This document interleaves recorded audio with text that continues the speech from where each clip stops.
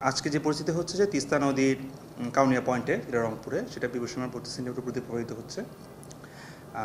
তো এই কারণে হচ্ছে যেটা হচ্ছে তিস্তা নদী সংলগ্ন যে জেলাগুলো রয়েছে নীলফামারী, রংপুর, কুড়িগ্রাম, গাইবান্ধা, এগুলো নদীগুলো এই তিস্তা নদী সংলগ্ন এই জেলাগুলো চরাঞ্চল আর নিম্নাঞ্চলে কতিপয় এলাকা প্লাবিত আছে।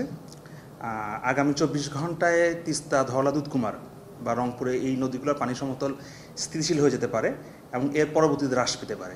তো সেই ক্ষেত্রে আগামী 24 ঘন্টায় যে বন্যার পরিস্থিতিটা আছে এটা স্থিতিশীল থাকবে এবং পরবর্তীতে বিভূষিমার নিচ দিয়ে প্রবাহিত হতে পারে পানি সমতল পরবর্তী 2 দিনে এবং বন্যা পরিস্থিতির উন্নতি হতে পারে।